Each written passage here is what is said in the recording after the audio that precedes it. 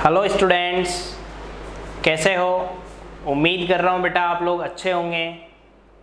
तो बेटा अब अपन यहाँ पर जो कंटिन्यू में अपने लेक्चर्स चल रहे हैं वो चल रहे हैं बच्चों एटॉमिक फिजिक्स के। चल रहे हैं बच्चों एटॉमिक फिजिक्स के।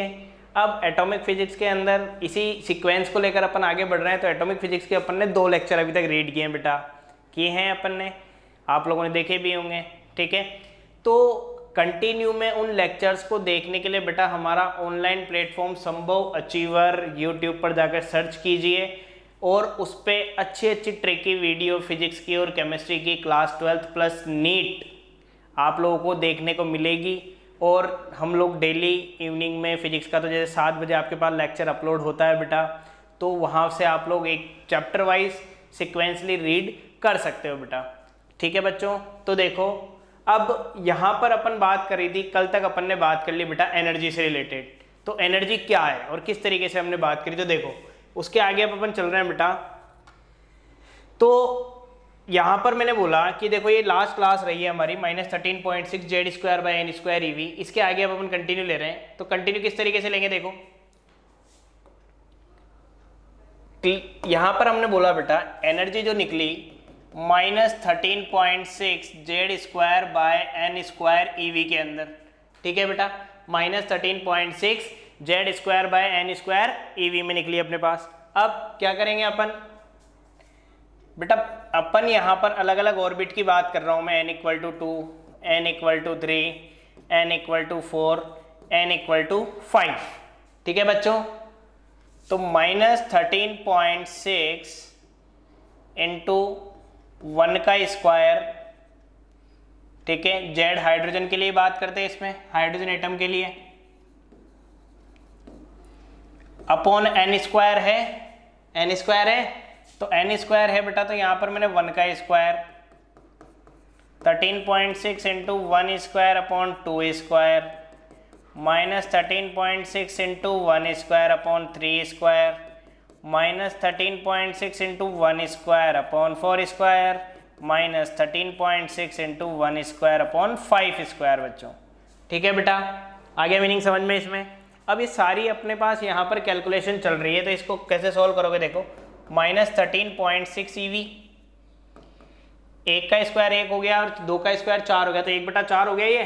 तो -13.6 को किससे डिवाइड किया मैंने, 4 से डिवाइड किया, तो यह -3.424 EV।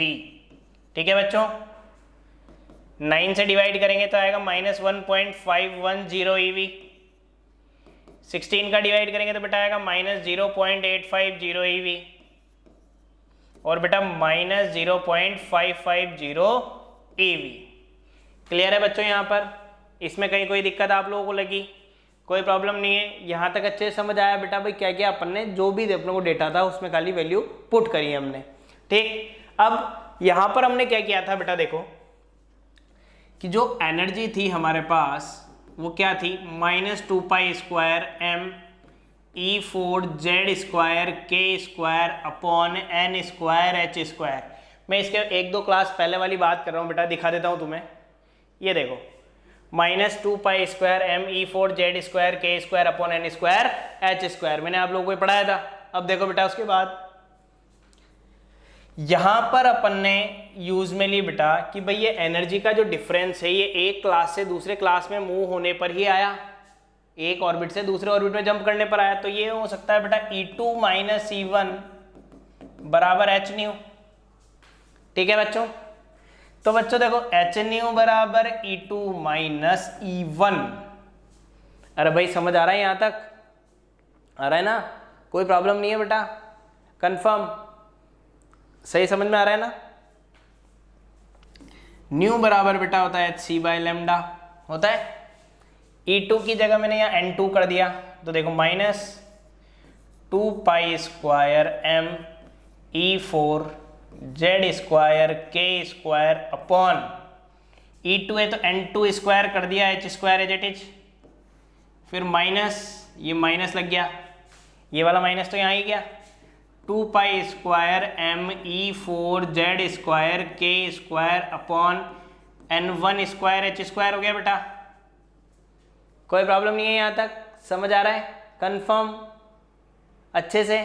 चलो फिर आगे देखो, तो एच सी बाय लेमडा बराबर कितना है बेटा भाई 2 pi square M E 4 Z square के square upon H square, minus minus plus तो यहाँ हो गया n1 स्क्वायर, ये माइनस था तो माइनस का n2 स्क्वायर हो गया।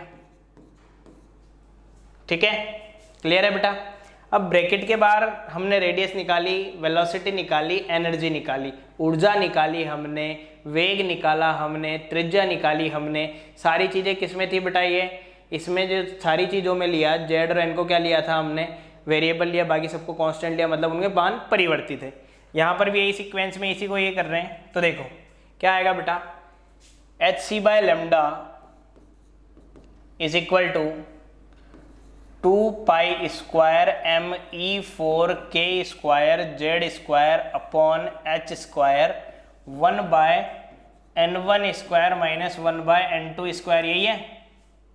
ठीक है बच्चों, फिर आगे देखो नेक्स्ट में 1 बाय लेमडा बराबर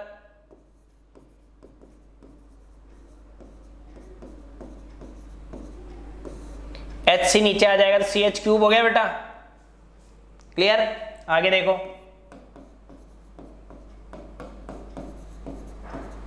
ये लो हो गया बेटा, ये आगे कंफर्म हो। अब देखो ये पूरा ले लिया ब्रैकेट में,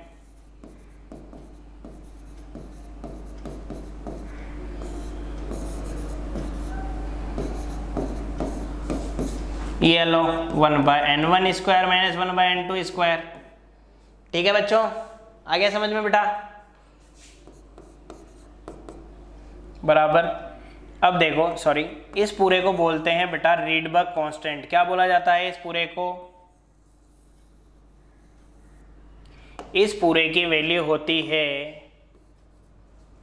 रीडबर्ग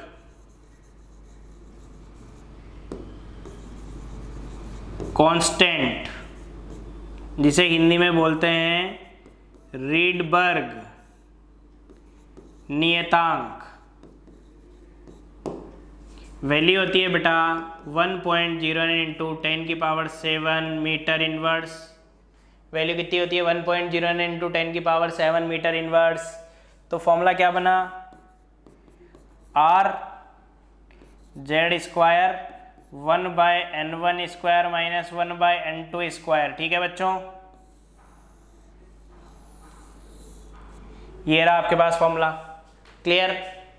अब बेटा यहां पर देखो हाइड्रोजन स्पेक्ट्रा बोल दें या हाइड्रोजन का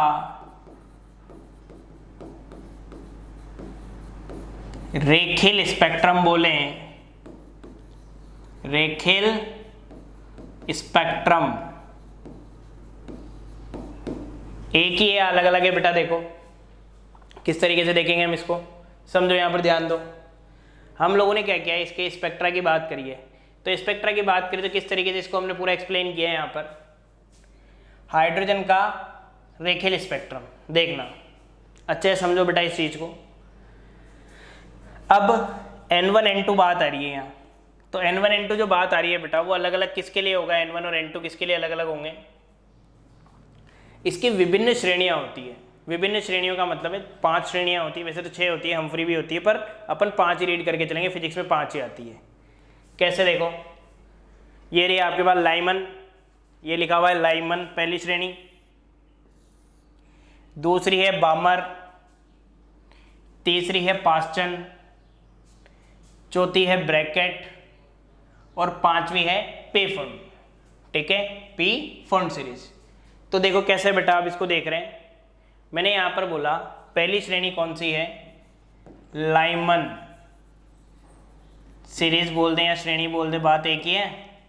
ठीक, कोई प्रॉब्लम नहीं है बच्चों, पक्का। अरे भाई श्रेणियां तो होगी ना भाई, किसी भी चीज़ को, जैसे हाइड्रोजन की बात कर लो तो उसको हमने अलग अलग पार्ट्स में डिवाइड किया बेटा, तो उसकी श्रेणियां भी बनेगी। श्रेणियां मतलब सीरीज बनेगी, तो सीरीज बना रहे हैं ना अपन, यहाँ पे सीरीज भी तो बना रहे हैं, सीरीज तो समझनी है अपने को। अब कैसे देखो, यदि कोई इलेक्ट्रॉन, जैसे लाइमन की बात करें, यहाँ बामर लिख दिया मैंने, फिर आप लोगों से पूछूंगा मैं पास्ट टेंस में क्या लिखेंगे, बामर सीरीज, बामर श्रेणी। यदि कोई इलेक्ट्रॉन पहली कक्षा में किसी अन्य कक्षा से आता है, मतलब n1 का मान तो फिक्स रहा, n1 का मान तो फिक्स रहा हमारे पास, और n2 का मान 2 3 4 5। इफ एन इलेक्ट्रॉन, ठीक है, jumping from n1 equal to 1 to n2 equal to 2 3 4 5 to infinite, यानी कि पहली कक्षा में आना चाहिए किसी अन्य कक्षा से, तो अन्य कक्षा 2 3 4 से अनंत हो गई। देखो ये देखो, ये रही, दूसरे से भी आ रहा है, तीसरे से भी आ रहा है, चौथे से भी आ रहा है, पांचवें से भी आ रहा है, छठे से भी आ रहा है, सातवें से भी आ रहा है, और आगे कोई होती तो आठवें से भी आ रहा है। आ गया बच्चों समझ में, लाइमन श्रेणी समझ आ गई। तो उस कंडीशन में जो इसकी तरंग दैर्ध्य होगी, ठीक है, जो इसकी तरंग दैर्ध्य होगी वो क्या होगी बेटा, 1/λ इज इक्वल टू r। बात हाइड्रोजन की करते हैं तो z तो 1 हो ही गया। n1 की वैल्यू फिक्स होती है, लाइमन है तो पहली के लिए n², ठीक है। So then wavelength 1/λ equal to r 1/1² minus 1/n²। Clear, आगे बेटा बात समझ में, कंफर्म। फिर बात आई बामर की। बामर के लिए क्या बोलेंगे, कहाँ कूदना चाहिए, शाबाश, आवाज आ रही है, सही है, 2 पर, कहाँ से, किसी दूसरी कक्षा से, सॉरी यहाँ n1 है, ये 3 4 इससे ऊपर से अनंत। तो उस स्थिति में या उस कंडीशन में इसकी तरंग दैर्ध्य क्या होगी, 1/n²। यही होगी ना बेटा, सही है, यही होगी, कंफर्म हो बेटा। तो देखो ये आ रहा बामर में, ये n इक्वल टू 2 लिखा हुआ है, तो इसमें कहाँ से आ रहा है, ये सेकंड में आ रहा है कहीं से भी, ठीक है। अब बात आई थर्ड पास्टन की, तो मैं लिख रहा हूं, देखो पास्टन सीरीज,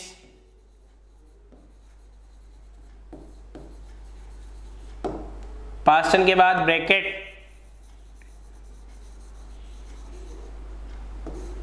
ठीक है, ये वाली जो सीरीज है,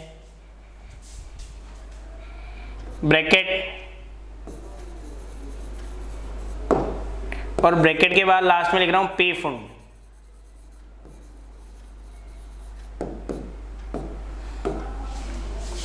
ठीक है बच्चों, अब देखो पास्टन का मतलब कहाँ आनी चाहिए, 3 में, ब्रैकेट का मतलब 4 में, पी फुंड का मतलब 5 में, दिख रहा है आपको सबको। तो n1 equal to 3, n1 equal to 4, n1 equal to 5, ठीक है बच्चों। n2 equal to 4 5 6 to infinite, n2 equal to 5 6 7 to infinite, ठीक है बच्चों। n2 equal to 6 7 8 to infinite, ठीक है बेटा, कोई दिक्कत इसमें, आया समझ में अच्छे से, चलो बढ़िया। अब तो उस स्थिति में जो तरंग दैर्ध्य होगी बेटा वो क्या होगी, पहले की तरह ही लिखेंगे,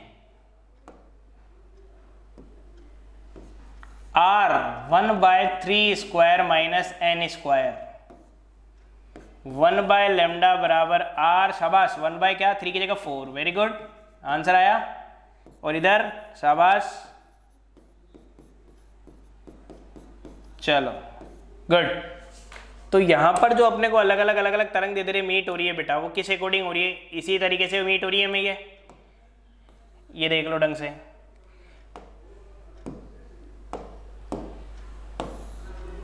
ये रही, ठीक है बेटा, कोई दिक्कत इसमें। ये रही आपके पास n1 इक्वल टू कितनी आ गई है, n1 इक्वल टू हमें मीट हो गया 1 पे लाइमन, 2 पे बामर, 3 पे पास्टन, 4 पे ब्रैकेट और 5 पे पी फुंड। आया बेटा समझ में, तो यही तो किया हमने, ये देखो। फिर बात आती है बेटा कौन सी श्रेणी कौन से रीजन में आती है। अब बेटा इसको ट्रिक से याद रखोगे, ट्रिक क्या होती है, देखो इसकी ट्रिक बहुत अच्छी तरीका है, ट्रिक है जिससे आपको अच्छे से याद रह जाएगा। आप लोग धूप में बैठते हो, धूप कब आती है साहब, सुबह के टाइम पे, मतलब अंधेरे के बाद आती है, ठीक है, कंफर्म हो। तो मैंने यहां पर लिखा लाइमन, फिर लिखा बामर, फिर लिखा बेटा जी पास्चन, फिर लिखा बेटा ब्रैकेट,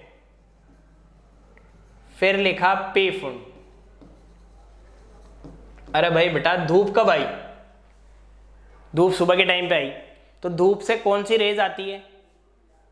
हाँ शाबाश, क्या? अल्ट्रावायलेट। हाँ बिल्कुल, अल्ट्रावायलेट। तो यूवी रीजन जिसे अपन बोलते हैं पराबैंगनी क्षेत्र, पराबैंगनी क्षेत्र। फिर क्या हुआ साहब? लाइट आ रही है। लाइट आएगी तो जैसे लाइट आती है तो हमें क्या करने लगता है? अंधेरा है, अंधेरे के बाद लाइट जली तो हमें दिखने लगता है। तो दिखेगा तो विजिबल, दृश्य क्षेत्र, विजिबल रीजन हो गया। ठीक, फिर क्या हुआ? पास्चन क्या थी? फिर यदि लाइट, जैसे हम लोग धूप में बैठे हैं, लाइट कंटिन्यू एक ही जगह पे बार बार गिर रही है बेटा, तो हमारी स्किन रेड हो जाती है। तो वहां बोलेंगे इंफ्रारेड, इंफ्रारेड। और तीसरा भी क्या है बेटा जी? इंफ्रारेड। हिंदी में बोलते हैं अवरक्त क्षेत्र। फिर भी भूल जाओ तो ध्यान रखना, रक्त, रक्त यानी खून, लहू जिसे कहते हैं। ठीक है, अब लहू क्या है, यानी रक्त क्या था? रक्त का रंग क्या होता है? जैसे अपन छोटे रहते तब कहते हैं कि तुम्हें पूछते हैं ब्लड ग्रुप कौन सा है, तो क्या बोलते हैं अपन? लाल छट, यही बोलते हैं। तो वही चीज है बेटा, रक्त यानी होता है लहू, खून। खून का कलर कैसा? लाल। तो लाल, लाल मतलब अवरक्त। ठीक है, रक्त में रेड आ गया, तो ये भी अवरक्त और ये भी अवरक्त। आया मजा? बात समझ आई नहीं आई बेटा? यहां पर बात समझ आई किस तरीके से अपन ने इसको लिखा? कंफर्म, कोई प्रॉब्लम नहीं है इसमें। अब बेटा जी देखो, नेक्स्ट के अंदर थोड़ा सा अपन इसको आगे लेके चल रहे हैं कि यदि कोई इलेक्ट्रॉन भाई first stage, second, third, fourth, fifth, six, तो ये फर्स्ट स्टेट कहलाती है ग्राउंड स्टेट, मतलब मूल अवस्था। इस पे क्वेश्चन आते हैं बोर्ड में कहीं। इसे बोलते हैं फर्स्ट एक्साइटेड स्टेट, प्रथम उत्तेजित अवस्था, उत्तेजित अवस्था। ये प्रथम उत्तेजित है तो ये कौन सी होगी? द्वितीय। सेकंड एक्साइटेड स्टेट, ये बेटा जी एक कम हो जाएगी। थर्ड एक्साइटेड स्टेट, ये सब एक एक कम हुए। फोर्थ एक्साइटेड स्टेट और ये फिफ्थ एक्साइटेड स्टेट। ठीक है, क्वेश्चन आया साहब आपके पास, ये तो समझ आएगी, प्रथम मूल उत्तेजित, द्वितीय, तृतीय, चतुर्थ और पंचम। ठीक, क्वेश्चन आया आपके पास बेटा कि आपको क्या करना है? स्पेक्ट्रल सीरीज के नंबर बताने। स्पेक्ट्रल सीरीज के नंबर का क्या मतलब है? कि उसके पाथ बताने, कितने पाथ है। कि यदि कोई इलेक्ट्रॉन ठीक है ग्राउंड स्टेट से थर्ड एक्साइटेड स्टेट में आया, थर्ड एक्साइटेड स्टेट में आया, तो उसकी वेवलेंथ कितनी होगी? यानी कि उसकी वेवलेंथ के जो नंबर है या तरंग दे रही है, कितने रास्तों में तय होगी। तो नंबर पूछे हैं उसके, मतलब वेवलेंथ का मतलब ध्यान रखना, या नंबर से। स्पेक्ट्रल सीरीज का मतलब हो गया कि एक तरीके से नंबर हो गए उसके, कितने रास्तों से जा सकता है। तो ग्राउंड स्टेट मतलब पहली स्टेट, थर्ड एक्साइटेड स्टेट कौन सी? फोर्थ, मतलब 1 से 4 में जा रहा है। पहला तरीका क्या? 1 से 4 में पहुंचाने के लिए मैंने नंबर लिखे, 1 से 2 ऐसे जा सकता है, 2 से 3 में, फिर 3 से 4 में। एक तरीका ये, एक तरीका ये सीधा गया। दूसरा तरीका क्या है? 2 से सीधा 4 में उड़ गया। अगला तरीका है 1 से 3 में और 3 से 4 में। यही बन रहे हैं तरीके भाई। ये तो मेन था, ये तो मैंने आप लोगों को क्या बताया कि भाई इसमें क्या, किस तरीके से डेटा मूव कर रहा है। फाइनल आपको 1 से लेकर फाइनली आपको 4 में पहुंचाना है। तो रास्ते कितने बने बेटा? रास्ते बने 1, 2, 3, 4, 5, 6 रास्ते बने। तो आंसर कितना हो गया हमारे पास? 6। लेकिन बेटा कोई चीज़ बड़ी टर्म्स आ गई तो ये 6 थोड़ी लिख सकते हैं अपन भाई। 6 यहाँ तक ठीक है अपन ने किया भाई, थर्ड एक्साइटेड की बात थी सर, आपने बताया, हमने लिख भी दिया। लेकिन बेटा यदि इससे कोई आगे बड़ी कोई बात हो कि जैसे वो कह दे 14 एक्साइटेड स्टेट में गया, तो अपन रास्ते थोड़ी निकालने बैठेंगे, फिर तो वहाँ तो फॉर्मूला होता है, ट्रिक फॉर्मूला बता रहा हूँ। ग्राउंड स्टेट में लगता है खाली ये ट्रिक क्या है, n(n-1/2) ट्रिक है ये, n(n-1/2), दैट मीन्स 4 है मैक्सिमम, 4 1/2 कितनी बार कट गया बेटा ये, 2 टाइम, 4 - 1 3, 2 3 जा 6। चलिए ये आंसर हो गया। ट्रिक ध्यान रखना, ग्राउंड स्टेट की ट्रिक है ये, बार बार ये चीज़ नहीं कि सर हमें ध्यान नहीं रही, ऑल दैट सारी चीज़ में अपने को ट्रिक ध्यान रखनी है। n(n-1/2) कंफर्म अच्छे से याद रखना है इस ट्रिक को। क्लियर है बच्चों? चलो आगे फिर बात कर रहे हैं बेटा अपन, यदि कोई बीच की स्टेट से बीच की स्टेट में ही जंप करे, जैसे वो कहते हैं second excited state, second pattern है ये, सेकंड एक्साइटेड स्टेट से वो कह रहा है यहां पर fifth excited state, fifth excited state या 6 ले लो साहब, 6 एक्साइटेड स्टेट में जंप किया। अब देखो क्या समझे तुम इसका मीनिंग, हम तो कुछ नहीं समझे सर, आप समझाओगे जो ही समझ लेंगे हम तो, ये मत कहना भाई। कौन सी state, second excited state, second excited state यहाँ आ रही है 3 पे, 6 आएगी कितने पे, यहाँ 7 आना चाहिए, तो इस 7 पे मतलब थर्ड से 7 में जाना है, तो 3 4 5 6 और 7 ये लो। अब यहां फंस गए हम, यहां फंस गए, रास्ते बनाओ साहब, 1 2 3 4 5, ठीक है, 3 से 6 पे भी जा सकता है और 3 से ही 7 पे भी जा सकता है, जा सकता है, 3 से 4 पे, 4 से 5 पे, 5 से 6 पे, 6 पे 7 पे, फिर 3 से 5 पे भी जा सकता है, 5 से 6 से 6 से 7 पे, यहाँ पे आगे अब 4 से 6 पे, और 4 से ही कहाँ जा रहा है बेटा, यहाँ पे थोड़ा अलग बता रहा हूँ, 4 से ही कहाँ जा रहा है, 3 से 4 पे, 4 से 7 पे, जा सकता है क्या? अरे भाई जा सकता है क्या? जा सकता है, क्यों नहीं जा सकता? तो रास्ते कितने बने वो भी देखते जाना बीच बीच में। फिर 5 से किधर जाएगा, 5 से सीधा 7 पे भी जा सकता है, जा सकता है, बिल्कुल जा सकता है। तो रास्ते कितने बने, 1 2 3 4 5 6 7 8 9 और 10, यहाँ 10 रास्ते बने। कितना टाइम लगा? टाइम लगा हमें, फॉर्मूला, ट्रिक फॉर्मूला बता रहा हूँ। ट्रिक क्या है, n2 minus n1, n2 minus n1 plus 1/2, n2 minus n1 और n2 माइनस n1 प्लस 1/2, ठीक है बच्चों। n2 कितना है 7, n1 कितना है 2,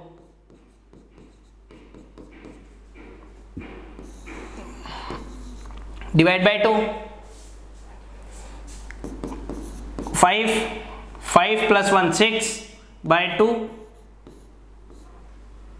यही हुआ भाई। 5 7 - 2, 7 - 2 किया हमने भाई, देख लो 7 है, ये 3 है 2 है, जल्दी बताओ फटाफट।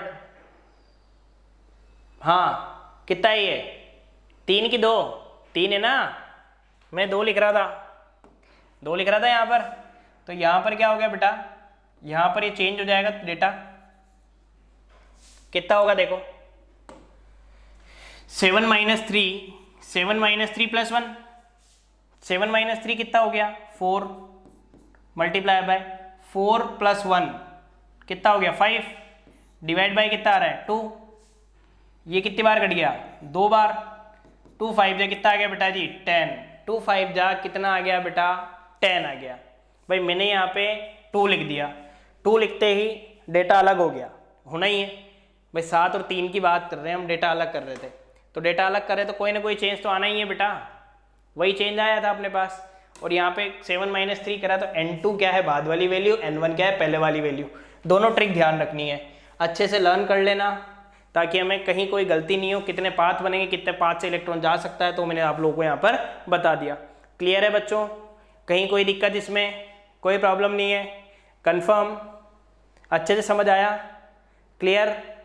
तो और इसी तरह की अट्रैक्टिव वीडियोस और ट्रिकी देखने के लिए, ट्रिकी फिजिक्स देखने के लिए हमारे चैनल को लाइक करो, कमेंट करो, सब्सक्राइब करो। ओके बेटा, थैंक यू।